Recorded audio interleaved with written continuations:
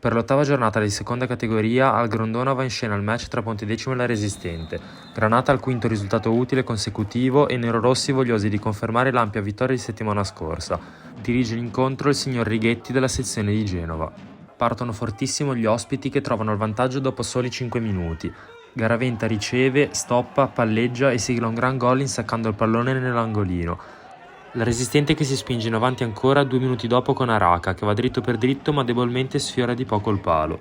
Pontedecimo che prova a rispondere in 3 occasioni in sequenza, prima con un tiro dal limite che termina alto, poi con Pastorino che da dentro l'area calcia ma sulla conclusione trova i pugni di un attento Annibaldi, ed infine con Montecucco che lascia partire il sinistro da posizione defilata ma nuovamente il numero 1 ospite dice no.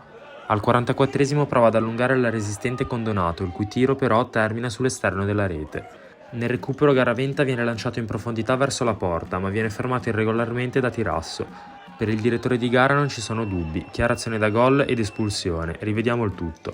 Inferiorità numerica che si fa subito sentire e allo scadere del recupero Araca entra in area, appoggio per De Venuto che deve solo spingere la palla in rete. Primo tempo che termina dunque sullo 0-2 ospite. Seconda frazione di gioco che riprende sulla scia dell'azione finale del primo tempo. Araca rientra verso il centro dell'area, calcia e porta 3 le reti di vantaggio per la Resistente. Al 59esimo risponde il Pontedecimo con questo Eurogol di Caselli su punizione dai 30 metri. Rivediamo il super gol del difensore Granata.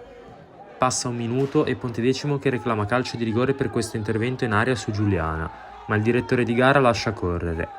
Al 65esimo la Resistente è costretta al cambio forzato per l'infortunio di Donato, a cui auguriamo una pronta guarigione. Al 70esimo Caselli tenta di replicare la splendida punizione precedente, Papillo riceve e di testa colpisce il palo. Sul rimpallo arriva Riva che segna il momentaneo 2-3, annullato però per una presunta posizione di offside, rivediamo il tutto. Pontedecimo che non molla e tenta l'impresa, Bruzzone lancia lungo, sul pallone arriva Puddu che di testa però non impensierisce Annibaldi. 5 minuti dopo padroni di casa che reclamano nuovamente calcio di rigore per questo intervento in area, ma il direttore di gara lascia correre. Prova a farsi avanti anche la Resistente con Araca, il cui tiro però viene deviato e messo in corner. Nel recupero Pontedecimo che può accorciare le distanze per questo intervento sanzionato da Righetti con la massima punizione. Dal dischetto si presenta Riva che segna la rete del 2-3.